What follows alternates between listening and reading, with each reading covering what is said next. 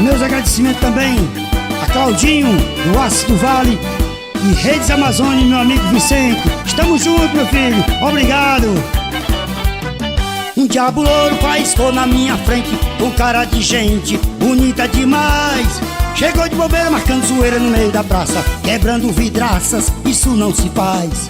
O diabo louro paiscou na minha frente, com cara de gente bonita demais.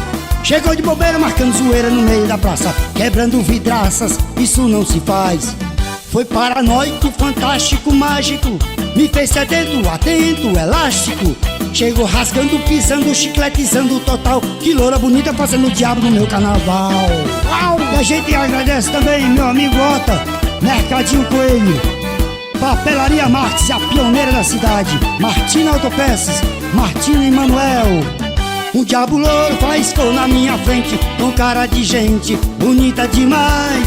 Chegou de bobeira marcando zoeira no meio da praça, quebrando vidraça, isso não se faz. O diabo louro faiscou na minha frente, com cara de gente bonita demais. Chegou de bobeira marcando zoeira no meio da praça, quebrando vidraça, isso não se faz. Foi paranoico, fantástico, mágico, me fez sedento, atento, elástico. Chegou rasgando, pisando, chicletizando total. Que loura bonita fazendo o diabo no meu carnaval.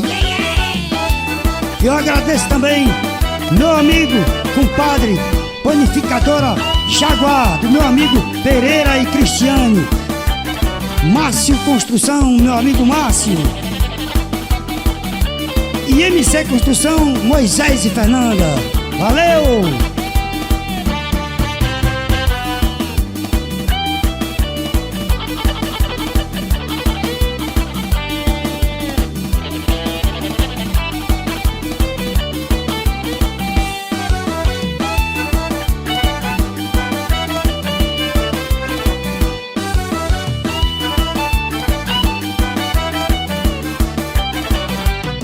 O diabo louro faiscou na minha frente, com cara de gente bonita demais. Chegou de bobeira marcando zoeira no meio da praça, quebrando vidraça, isso não se faz. O diabo louro faiscou na minha frente, com cara de gente bonita demais.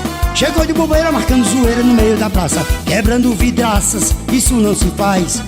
Foi paranoico, fantástico, mágico, me fez sedento, atento, elástico. Chegou rasgando, pisando, chicletizando total. Que loura bonita fazendo o diabo no meu carnaval. Uau, uau. Vai, Didi!